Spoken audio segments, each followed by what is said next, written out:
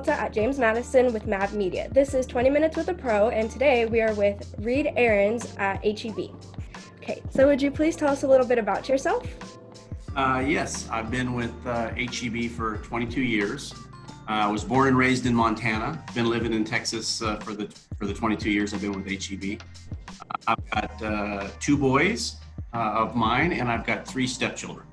Oh, that's awesome.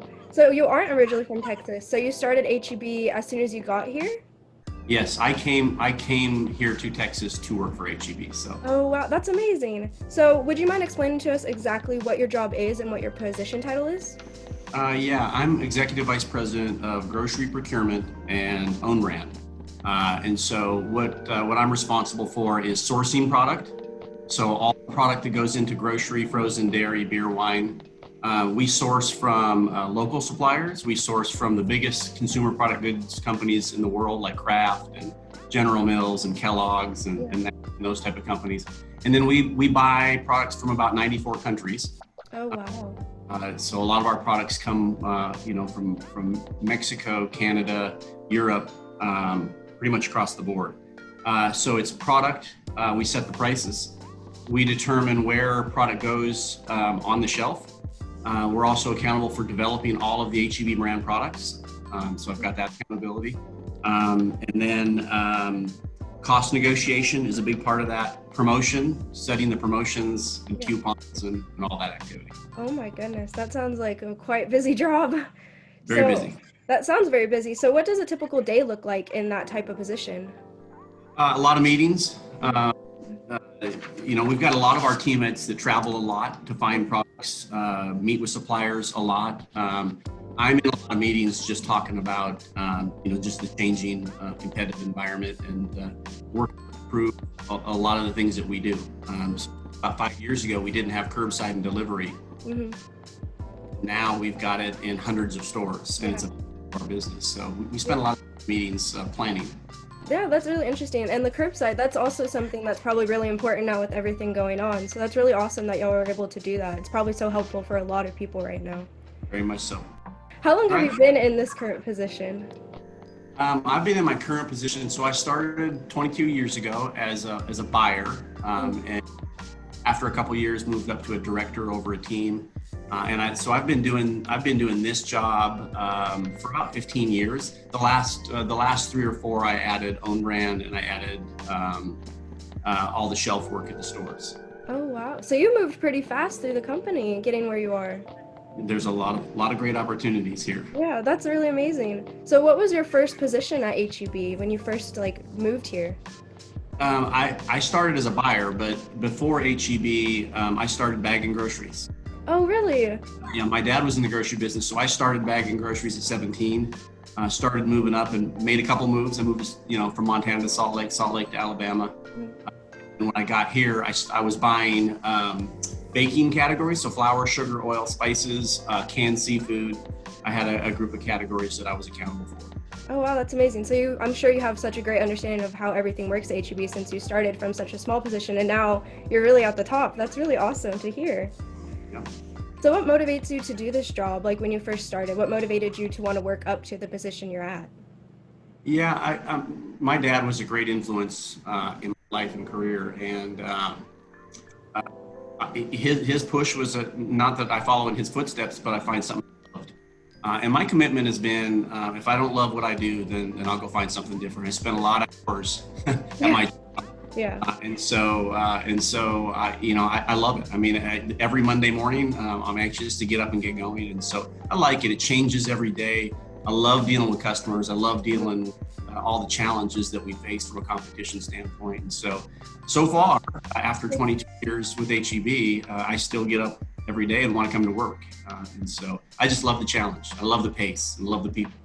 So is that something you motivate people when they do find a job? Well, a lot of students right now that are having their small jobs, but once they reach that part, you really encourage them to find a job that they love, that it doesn't really feel like work for them?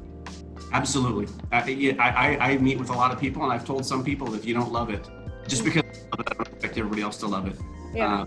Love it. Go find what you love, because it doesn't feel like work. It really doesn't feel like work. So yeah, I would push anybody to find what it is that you like to do.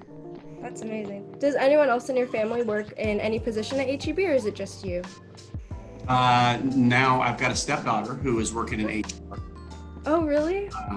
and my boys are in college, so they haven't decided what they're going to do yet. So I don't know if he's going to follow my footsteps. My oldest son, he did an internship at HEB. Absolutely loved it, but I'm not sure what he's going to do. He may want to go do his own thing. Yeah, but that's really exciting for them to have that opportunity to follow in your footsteps and even find their own path in HEB. So what made you realize that you wanted to do this work, and when did you realize that as you were making your way through HEB? Yeah, I'm a little unusual because I've always wanted to be in the grocery business and follow what my dad did. So I watched him work for 30 plus years he did the same thing. He started as a bagger and worked in an executive position, and for whatever reason I wanted to bag groceries. That was my goal. And so as soon as I got the opportunity to work in a store, I started bagging. So wow. college, I knew what I wanted to do, and so it's usual knowing what you want to do at 5. Yeah. So did you go through any type of specific schooling to get where you are, or like exactly what schooling did you have to go through to get where you are? Yeah, knowing what I wanted to do, I started working in the field. So working in stores was a big part of my education. I paid for my own college. So I worked 30 plus hours a week going to college. I went to in-state college, which was Montana State, because paying for your own college is kind of hard to pay for private college or pay for out-of-state. And so I worked in the stores all through college, and then when I got out, I got my first job on the buying side within the industry. So have you had any interesting stories happen to you in all your 22 years of working with HEB that stick with you? Yeah, I mean, the first thing that was different at HEB, it's just such a unique culture. I mean, when I came in, I was just amazed at the talent and the amount of just awesome people here. But it became very obvious that the company was adamant that we understood the customer and understood the supplier. And so I started traveling and visiting suppliers, and I've seen almost every product made. And it's really cool to travel and see, canned tuna, bath tissue being made. Yeah. It's just, I've been to olive oil, watched olives be picked and pressed to make olive oil. So, when I look back, those trips and that understanding of how product is made has really been probably the highlight of my career. Wow, that's really amazing. So I've also noticed some of the HEB commercials have the spurs in them. So I was just wondering, is that something that's a part of your work that you get to interact with them at any point? No. Once again, very unique at HEB. I've done 2 commercials. So a lot of us end up doing commercials. I've got several people on my team that have done commercials, but they let us interact with the Spurs players when they're doing the commercial. And I haven't asked, and maybe they'd let me go to a shoot, but that might be something to look into. Kind of fun. Yeah, I get a glimpse of the commercials ahead of everybody, but that's about that's about all I get. Well, that's still very cool to be so in the field doing absolutely everything and seeing how really everything works. I think that's really amazing to be able to see. I myself love seeing the behind the scenes, so I'm sure that sounds just amazing. Yep, I would love to bring people along on our products here and meet the people that make them. To meet families that make our products. That sounds amazing. So if a student wanted to get in your line of work or even make it to a position, what kind of schooling or education do you think they should have, a subject? Should they focus on math, English, science, history? It's funny because I work with people with all kinds of different degrees from all different type of schools. Obviously I'm from Montana State, but I work with people that graduated from Harvard. I work with people that have English degrees, history degrees, engineers. So really a well-rounded education and a strong work ethic and a passion for what you do seems to be the success story. But yeah, I mean, I've seen some very successful people, with a history degree. And so I like people that are well educated just on a broad number of topics, both in their field, because you carry on a conversation, you understand more about our customer because you've got this broad knowledge of, from a broad education. Yeah. So when you went to school, I don't think I asked, what exactly did you major in, or like what were your minors? What were some things you really wanted to focus on? I majored in business marketing. Mhm, Again, I knew I wanted to be in the grocery business, so I tried to find something. mhm. Uh, since I got out of college, and now you can get a degree in logistics, supply chain management. Yeah. There's a lot of new fields to go into to try to tailor it towards grocery and retail. But Mhm. working in the stores, and I majored in business marketing. That was pretty much my education. Amazing. So what is any advice you would give to a student that wanted to start making it to where you are? Well, I mean, obviously, my story is about starting at the bottom, starting Yeah. getting. And what I have found, and I tell my boys this all the time, is that with work ethic and a good social skills Mhm. for what you do, it's really amazing how companies reward people like that. So I think there's a huge advantage for somebody who comes in and says, give me a job and I'll prove myself. Yeah. And once again, come in every day just loving what you do, Mhm. and, and things take care of themselves. I've never worried about a promotion. I've never worried about what my next step is. For the most part, if you do good, you get taken care of. Yeah. So that's amazing to hear. And I'm sure a lot of students want to hear those things, that all of the work they're putting in now in school will get them somewhere as long as they stay dedicated and motivated to get where they want to go. Absolutely. Okay. I'm a believer in that, because that's Yeah. my story. I mean, Yeah. starting bagging groceries and being where I'm at today is really, I would attribute, obviously not Montana State University, Yeah. part of it, but I think it's work ethic and once again finding that passion. Yeah. So what are one or two things that you really enjoy in your line of work? Like I said, I developing product, finding products that we get to introduce to people, and there's so many awesome products right now that are coming out in the innovation side. So knowing about these products and telling people about them probably every day is my most exciting Yeah. exciting part of my job. The other thing is people development. I mean, I work with awesome people, and just to see people get promoted, to see people like we just talked about, people that come in and work hard and it be the best that they can be, and to see them get promoted and advance and move on, and know that you helped people in their career and gave them advice and rewarded them for it. It's the people piece and the product piece are probably my favorites. And then of course, I mean customers. I mean, customers are hard to please, especially these. Yeah. When you find a way to take care of customers and they're appreciative of it, it's that one compliment long ways. Yeah. So it sounds like it's really important to not only love what you're doing, but also just love seeing other people succeed, knowing that you are a part of that. Whether it's customers loving what they're getting from you, or your coworkers, seeing them succeed shouldn't bring you down. It should be something you enjoy for them, right? Yeah. I mean, it takes you a while, right? When you start in the business, you're very competitive with other people, and now I've been in it long enough, and I'm at the age where I find more satisfaction seeing people succeed. Mm. And I mean, like I said, HEB. There's a lot of really good people, a lot of competition, which is good. Yeah. So it seems as though you really love it. So what exactly about the community of HEB do you love that you've loved being a part of for so long?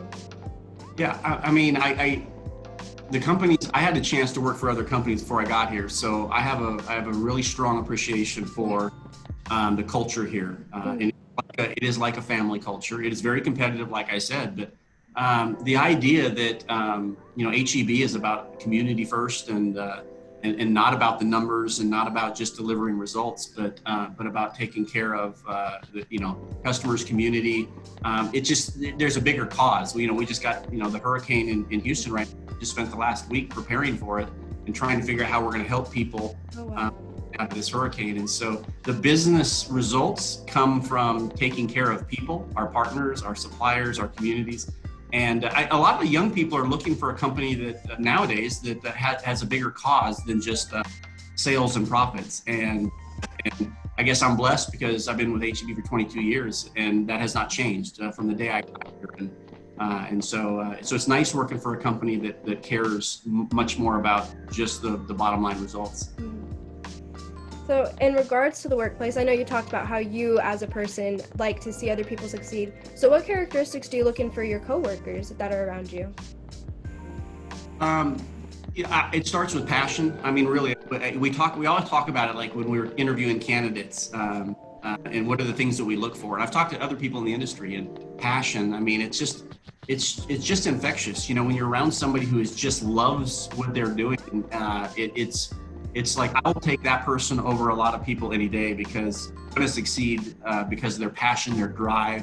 They're going to work hard. Work ethic is a big thing. You can separate yourself from so many people by just saying, you know what, I'm going to be the best. I'm going to be the best at this job. I'm going to figure out how to be the best at this job. It's amazing to stand out, working hard, and then trust. And this is the ethics and morals part. I mean, I want somebody I can trust, who's passionate and has a really strong work ethic.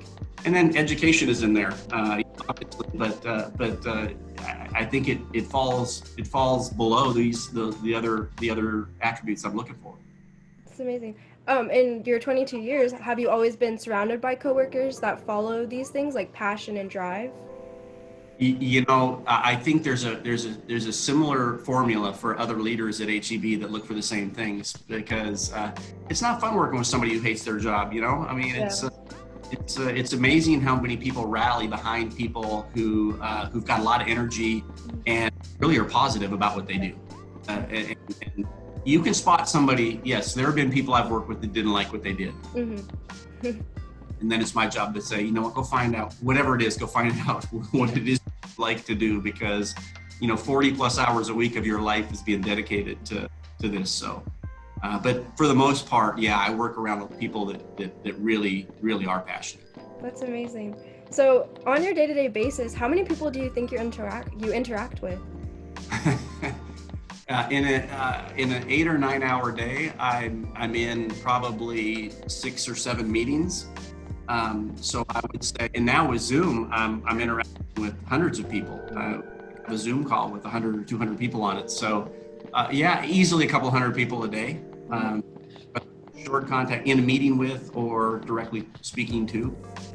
So when working with so many people, do you believe that having communication skills really helps you? Absolutely. When I talk about a well-rounded education, it kind of goes to that communication. As you, like I said, you can talk about almost any topic with people. And that also builds trust. You know, communicate with somebody about something, whether it's history, whether it's, you know, the world, what's going on, other countries, you know, science, English, whatever it is. But communication skills, there's no doubt, communication effectiveness goes both ways. And we're all probably guilty of being on text a lot more and some of these shortened, abbreviated communications. Yeah. But the fact of the matter is, you know, when you got a chance to make an impression with a senior leader or somebody, that email or that communication is really critical because they're going to walk away, like it or not, and have an impression of who you are based on your communication. Wow. Yeah, that's something that I know, even in high school right now, that communication skills is very important, but I feel like we don't utilize it as much, which is something I feel like we should start doing, especially with you saying that's such an important part of not only your job, but I'm sure every job you will get is all about making that impact on someone just by communicating well. Yeah, and it's not just written skills, right? It's connecting with somebody, being able to sit down a conversation with somebody, look them in the eye. Yeah. Conversation and really connect, and that goes a long ways. So really important. Yeah. So what's something about your work that people may not realize that you yourself have to do? Yeah, I think people look at our stores and they think most of the work is around getting product into the stores, and I don't think they think about the fact that we're buying from 94 countries. You know, our cereal comes from Lübeck, Germany. Oh. Our pasta comes from Italy, and we know the family members. Pizza coming from Italy, where it's hand tossed. I mean, I wish everybody knew all the stories, and we tell them. But that's one. The other is all the different jobs at HEB. We have manufacturing facilities. We make our own yogurt, and we have a dairy. We make our own chips. We've got facilities. We make our own ice cream, Creamy Creations and Swoon. And so we have manufacturing part of it, as well as finding suppliers and then working, of course, with the big brands.